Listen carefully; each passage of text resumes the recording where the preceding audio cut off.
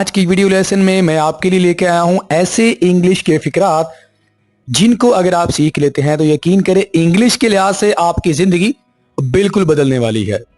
इन फिकरात का basically use कहां पे होता है दोस्तों? आमतौर पर जब हम सामने वाले से इंग्लिश में बात कर रहे होते हैं तो वो कुछ इस अंदाज से हमसे बात करता है कि हमें समझ नहीं आती कि वो क्या कह रहा है। अगर आप उसकी बात को समझना चाहते हैं तो उसके लिए आप इंग्लिश के सेंटेंसेस का इस्तेमाल करते हैं। तो इसी सिचुएशन में इस्तेमाल होने वाले 25 इंग्लिश के फिकरात आज की वीडियो लेसन में मैं आपको एग्जाम्पल्स के साथ सिखाने वाला हूं, आपकी प्रैक्टिस करवाने वाला हूं। यकीन करें दोस्तों, अगर आप इन 25 फिकरात को सीख लेते हैं तो इंग्लिश के लिहाज से आपकी जिंदगी बिल्कुल बदलने वाली है, आपकी लैंग्वेज बिल्कुल बदलने वाली है। दोस्तों, हमारे पास सबसे पहले फ्रेज आ जाता है व्हाट और आई एम सॉरी। इसे यूज कहां पे करना है सबसे पहले ये समझ लें। किसी ने आपको कोई बात बताई या आपको अच्छी नहीं लगी, आप क्या कहते हैं? Simply what. आपने फोकस किस चीज पे करना है? आपने मेरे जो बोलने का अंदाजा आपने इस पे फोकस करना है कि मैं इन सेंटेंसेस को, इन फ्रेजेस को बोलते वक्त मेरा लहजा कैसा है। तो ये चीज बहुत इंपॉर्टेंट है कि हमने ये चीज सीखनी है जी। तो अगर आपको कोई बात समझ नहीं आई, आप क्या कहेंगे? व्हाट। या आप ये भी कह सकते हैं आई एम सॉरी व्हाट। दोनों को मिलाएं, ठीक है? ये दोनों जो वर्ड्स हैं, एक सेंटेंस है और एक वर्ड है, इसको मिलाएं, इसको बोले I'm sorry what? I'm sorry what? मिसाल के जरिए हमें बेहतर समझ आएगा। He is deceiving you. वो तुम्हें धोखा दे रहा है।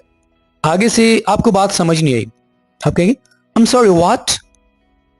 एक्सप्रेशन समझ रहे हैं ना मैं किस तरह इस सेंटेंस को बोल रहा हूं? I'm sorry what?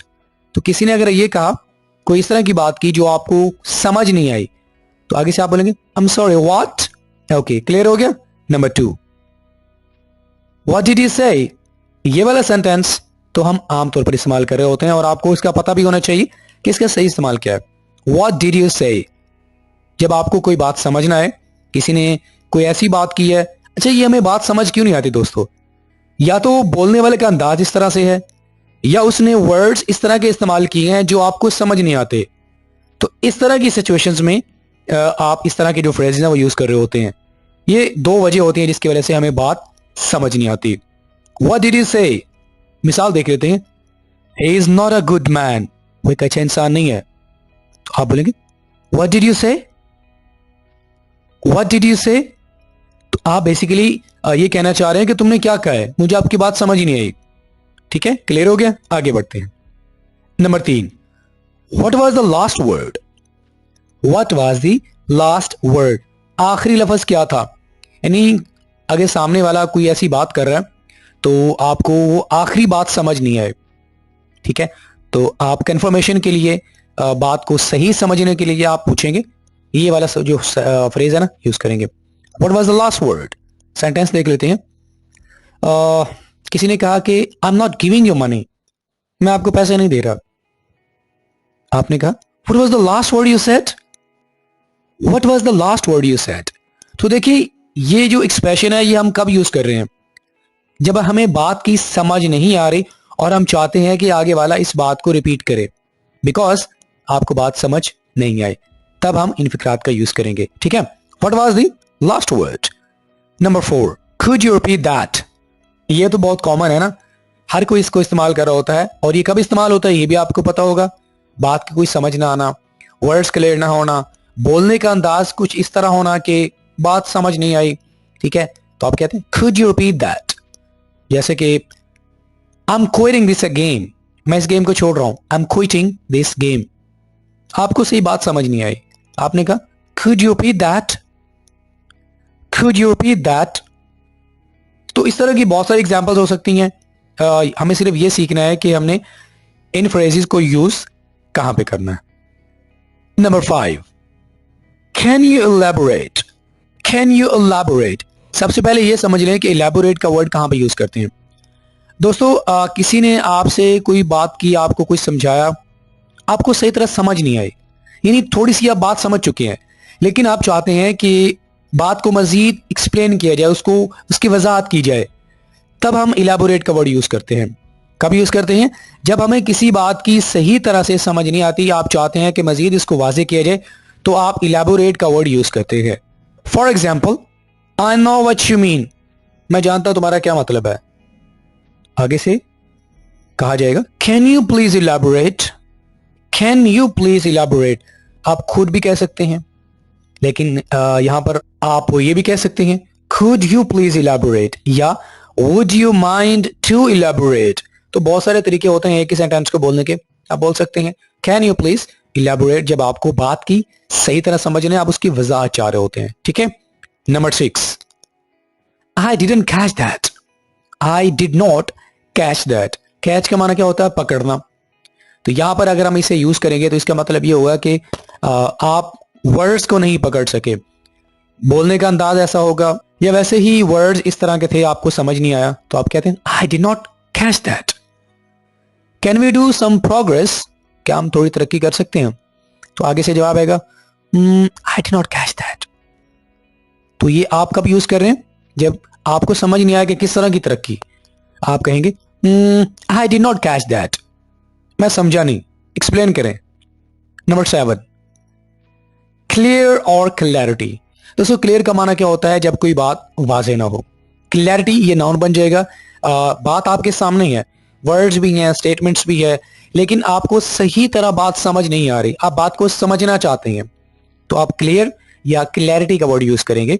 जैसे कि the last discussion is confused, पिछली जो बात हुई थी वो परेशान करने वाली थी, तो आपको समझ नहीं आया कि ऐसी क्या बात थी, डिस्कशन वो काफी कंफ्यूज क्यों थी, तो आप कहेंगे well I need more clarity on it. Clarity के साथ ऑन लगाएंगे। ठीक है, well I need more clarity on it. Number 8, slow down. वैसे स्लो डाउन का इस्तेमाल हम कब करते हैं? जब आप किसी चीज की स्पीड को कम करना चाहते हैं, लेकिन यहां पर आप इसका इस्तेमाल करेंगे जब कोई शख्स बहुत तेज बोल रहा हो, आप उसे रिक्वेस्ट करेंगे कि थोड़ा आहिस्ता बोलें। आप क्यों कह रहे हैं कि आहिस्ता बोलें? बिकॉज आपको समझ नहीं आ रही, बोलने का अंदाज इतना ज्यादा तेज है, वर्ड्स इतने तेजी के साथ आ रहे हैं, सेंटेंसेस बहुत तेजी के साथ बोल रहे हैं, तो मीनिंग क्लियर नहीं है, आपको बात समझ नहीं आ रही। जैसे कि he is not getting married this year, वो इस साल शादी नहीं कर रहा, आपको बात समझ नहीं है, तो आप कहेंगे could you slow down please, could you slow down please, मतलब मुझे आपकी बात समझ नहीं आई, थोड़ा आहिस्ता बोलें। बेसिकली आप कंफर्मेशन के लिए कह रहे हैं कि फिर से बोलें, मुझे आपकी बात समझ नहीं आई। कैन यू स्लो डाउन भी कह सकते हैं। ओके। Number 9, follow. यहां पर आप ये समझ रहे होंगे कि फॉलो का वर्ड कैसे हम इसको यूज कर सकते हैं।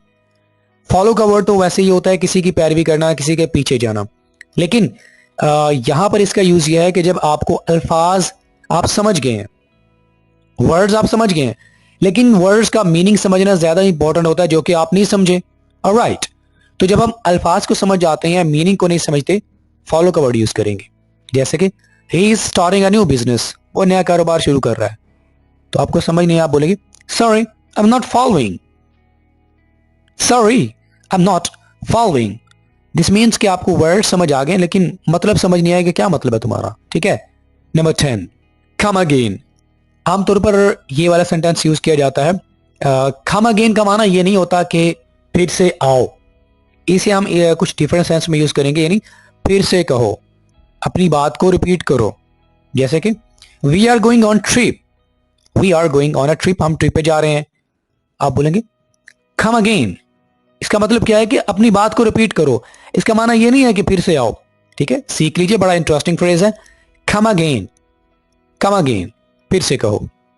Number 11, I don't get it, I don't get it. कोई अगर बात कर रहा हो, व्हेन वी डोंट अंडरस्टैंड कि आगे वाला क्या बात कर रहा है, तो आप क्या कहते हैं? I don't get it. जैसे कि they are charging much money, वो बहुत ज्यादा पैसे ले रहे हैं, आपको बात समझ नहीं आई, तो आप कहेंगे well I don't get it, I don't understand. ठीक है, आई don't get it. Number 12, what do you mean. Common सा सेंटेंस है, ये आप यूज कर रहे होते हैं, हम सब यूज कर रहे होते हैं जब हमें किसी बात की समझ नहीं आती, आप चाहते हैं कि उस बात को थोड़ा सा रिपीट किया जाए। जैसे कि I am quitting this job now, मैं इस काम को अभी छोड़ रहा हूं, आपको समझ नहीं है तो आप बोलेंगे what do you mean. Words clear ना हो, बोलने का अंदाज इस तरह से हो, ठीक है, तो हमें बात की समझ नहीं आती। व्हाट डू यू मीन, क्या मतलब आपका। Number 13, explain. एक्सप्लेन का माना क्या होता है बात को अच्छे से समझा देना। ऐसा नहीं है कि हमें बात की समझ नहीं आती, बात समझ आ जाती है, लेकिन जब हम बात को अच्छे से समझना चाहते हैं तो हम एक्सप्लेन का वर्ड यूज करेंगे। Right, they got stuck on the road, वो रोड पर फंस गए। Could you explain that? आगे से इसका जवाब क्या होगा? Could you explain that? मतलब थोड़ा सा आपको समझ आ गया कि वो रोड पे फंस गए हैं, तो कैसे फंसे हैं आपको एक्सप्लेनेशन चाहिए, तो आपको बात पूरी समझ नहीं आए, आप कहेंगे could you explain that या can you explain that? Number 14, that doesn't make sense। बड़ा ब्यूटीफुल सेंटेंस है। ये तब यूज किया जाता है जब आपको बात तो समझ आ जाती है, लेकिन आपको ये नहीं पता होता कि ये बात क्यों कही है। ऐसा होता है ना हमारे साथ कि जो हमारे साथ सामने बात कर रहा होता है उसकी हमें बात समझ आ जाती है, लेकिन हमें ये समझ नहीं आता कि उसने ये बात क्यों की है, ये पता नहीं चलता। जैसे कि I am reading an article on it, मैं इस पर एक मजमून पढ़ रहा हूं, तो आप बोलेंगे दैट डजंट मेक सेंस। आप मजमून पढ़ रहे हैं, इससे कुछ समझ नहीं आती, पता नहीं कि आपने ये बात क्यों की है। That doesn't make sense. Okay, number 15, tell me that again, tell me that again.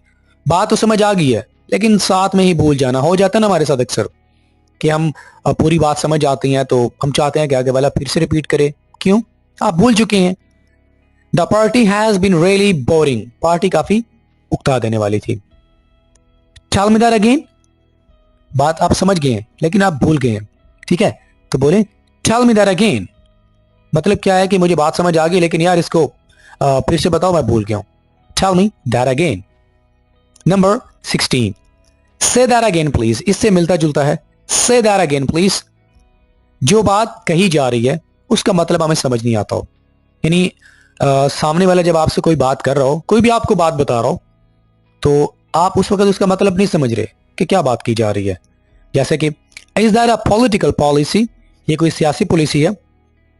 Say that again please, say that again please. Number 17, in other words, in other words, इसका इस्तेमाल हम कब करते हैं? जब कोई बात की गई तो आप ये कहते हैं कि मैंने खुद से इस बात को समझना है। ऐसा होता है ना, मतलब आप ये कहते हैं कि दूसरे अल्फाज में तुम ये कहना चाहते हो, तो जब आप बात को खुद से समझना चाहते हैं आप ये यूज करेंगे, ये वाला फ्रेज यूज करेंगे, in other words. She lost her job recently, हाल ही में उसकी जॉब चली गई है। तो अब आप बात को खुद से समझ रहे हैं, आप बोलेंगे in other words she will not be working there. दूसरे अल्फाजों में यह है कि वो वहां पे काम नहीं कर रही होगी। आपने बात को खुद समझा ना। Okay, number 18, help me understand, help me understand, यानी जो तुम कह रहे हो इसका मतलब क्या है और क्या कह रहे हो। होता ना हमारे साथ, वर्ड्स आपके अंडरस्टैंड नहीं हो रहे मुझे, आपने बहुत टफ वर्ड्स यूज किए हैं, आपका बोलने का अंदाज इतना है कि मुझे बात समझ नहीं आ रहा, क्या मतलब है इसका और कहना क्या चाह रहे हो। Your brother was cot red handed, आपका भाई मौके पे पकड़ा गया। आप बोलेंगे या हेल्प मी अंडरस्टैंड, वो क्यों पकड़ा गया, क्या मतलब है, तो यू डोंट अंडरस्टैंड। आप बोलेंगे या help me understand. Number 19, here, here, दोस्तों ये भी बहुत इंटरेस्टिंग वर्ड है और हमें पता नहीं होता कि इस वर्ड को यूज कैसे करना है। सेंटेंस में मैं आपको बताऊंगा, लेकिन इससे पहले सिचुएशन समझ लें। किसी ने अगर कोई बात की है तो आप ये कहते हैं कि अच्छा अच्छा, तो इसका मतलब ये बनता है, मतलब मैंने आपको ठीक सुना है, होता ना ऐसा। तो ऐसी सिचुएशन के लिए हम हियर का वर्ड यूज करेंगे। एग्जाम्पल के जरिए आपको बात बेहतर समझ आएगी। You are living your education finally, तुम फाइनली अपनी तालीम छोड़ रहे हो। तो आगे से जवाब आएगा, जो आपके सामने बात कर रहा होगा, आपकी सुन रहा होगा, wait a minute, did I hear you right, क्या मैंने तुम्हें ठीक सुना। मतलब आपको बात समझ आ गई है, तो आप बेसिकली ये कहना चाह रहे हैं अच्छा मैंने तुम्हें ठीक सुना है ना, कि तुम वाकई अपनी एजुकेशन छोड़ रहे हो। आप बोलेंगे did I hear you right. ये बहुत ज्यादा कॉमनली इसको यूज किया जाता है। Number 20, another example, another example, आपको बात समझना है तो आगे वाले से पूछे। समटाइम्स ऐसा होता है, ये तो आम सी बात है, हमें बात समझ नहीं आती तो हम आगे वाले से पूछेंगे कि भाई क्या कहना चाह रहे हो। My friend has much abilities, मेरे दोस्त में बहुत सारी काबिलियतें हैं। आप कहेंगे can you give me an example, can you give me an example, क्या आप कोई मिसाल दे सकते हैं। मतलब क्या है कि मुझे बात समझ नहीं आ रही, कोई इसको मजीद इलैबोरेट करो, इसको मजीद एक्सप्लेन करो, ठीक है। नंबर 21, पैराफ्रेज, सबसे पहले तो ये समझें कि पैराफ्रेज क्या होता है। इंग्लिश लैंग्वेज में यानी राइटिंग में इसको इस्तेमाल किया जाता है। किसी ने कोई बात कही तो आप उसी की बात को मजीद अपने वर्ड्स यूज करके आगे वाले के सामने पेश करते हैं, यानी अपना एक आपका अलग से अंदाजा है जिसको आप यूज करते हैं और इस बात को समझाते हैं, उस बात को आप बोलते हैं। तो इस सिचुएशन में हम पैराफ्रेज का वर्ड यूज करेंगे। तो यहां पर आप किस सिचुएशन में यूज कर रहे हैं, आप बेसिकली ये कहेंगे कि यार मुझे आपकी बात समझ नहीं, थोड़े से एक डिफरेंट वे में इसको बताओ। समझ आ गई है? Can she read this article, क्या वो इस मजमून को पढ़ सकती है? आपको बात समझ नहीं, आप बोलेंगे no would you paraphrase it for me, no would you paraphrase it for me, यानी इसको मुख्तलिफ अंदाज में समझाओ। 22 वेरीफाई। वेरीफाई का मतलब क्या होता है कि किसी बात की तस्दीक करना। कोई बात कही जा चुकी हो, उसकी मजीद आप तस्दीक करना चाहते हैं कि क्या ये बात सही है, क्या जो मैंने समझा है वो सही समझा है। तो जब आप ये कंफर्म करना चाहते हैं कि आप समझ चुके हैं, आप बोलेंगे verify. I could not jump into that. जवाब आएगा आगे से, जो बंदा सुन रहा होगा वो कहेगा can you verify me understanding here, क्या जो मैं यहां पर समझ चुका हूं आप इसकी तस्दीक कर सकते हैं। Can you verify me understanding here. 23 putting two and two together. Putting two and two together ये थोड़ा सा टफ सेंटेंस है, लेकिन अगर हमें सिचुएशन समझ आ जाएगी तो हमारे लिए इसको समझना आसान हो जाएगा। अच्छा, इसे हम यूज कहां पे करते हैं? जब आपको कोई एक कंडीशन समझ नहीं आती कि ये कैसे हुआ, ठीक है, जब आपको कोई कंडीशन समझना है कि कोई काम कैसे हुआ है, तो दोनों तरफ से ही सेम काम हो रहा होता है। अब जैसे कि she puts two and two together, उसने अपनी तरफ से एक हालत रखी है और मैं अपनी तरफ से कोई सिचुएशन रख रहा हूं। And I am putting two and two together, यानी उसने कोई बात की है, मैंने भी उसी तरह की कोई बात कर दी है। उसने अपना कहा, मैंने अपना कहा। And I am putting two and two together. 24 are you with me. Beautiful sentence, beautiful phrase, लाजमी यूज कीजिएगा। आर यू विद मी, जब ये यकीन करना हो कि आगे वाला आपको समझ गया। अच्छा, दोस्त आपके साथ बैठा हुआ है तो आपने कोई बात कर दी, थोड़ी देर बाद आप कहेंगे आर यू विद मी, मतलब जो बात मैंने की है आपको समझ भी आई है कि नहीं आई। जैसे कि I am trying to donate money, मैं पैसे डोनेट कर रहा हूं। आर यू विद मी मतलब यह है कि आपको मेरी बात समझ आई है। बहुत ज्यादा इसको यूज किया जाता है, आपने इसको लाजमी यूज करना है और आपको समझ भी आ गया होगा कि आपने यूज कहां पे करना है। Are you with me. 25 the last one हमारे पास है, need some time to think. Need some time to think, जब आपको बात समझ आ गई लेकिन सोचने के लिए वक्त चाहिए होता है। आमतौर पर समझदार लोग यही करते हैं कि जब उनको बात समझ आ जाती है तो वो कहते हैं कि यार मुझे सोचने के लिए थोड़ा सा टाइम चाहिए। तो जब हम ये कहना चाहते हैं कि मुझे सोचने के लिए टाइम चाहिए, आप इस फ्रेज का यूज करेंगे need some time to think. जैसे कि I want to help you buy a car, मैं कार खरीदने में तुम्हारी मदद करना चाहता हूं। आगे से आप कहेंगे well I need some time to think about it. I need some time to think about it. Okay, alright friends, उम्मीद है कि आपको आज का वीडियो लेसन बहुत ज्यादा अच्छा लगा होगा, क्योंकि आज मैंने आपको 25 लाइफ चेंजिंग इंग्लिश फ्रेजेस की प्रैक्टिस करवाई है। दोस्तों यकीन करें, अगर आप इन फ्रेजेस को सीख लेते हैं तो आपकी इंग्लिश बहुत ज्यादा मुतासर हो जाएगी। इन फ्रेजेस को अगर आप अच्छे तरीके से समझना चाहते हैं तो आपने इनकी प्रैक्टिस लाजमी करनी है। दोस्तों आपको वीडियो लेसन अच्छा लगा हो तो लाइक करें, अपने दोस्तों के साथ इसको लाजमी शेयर कीजिएगा।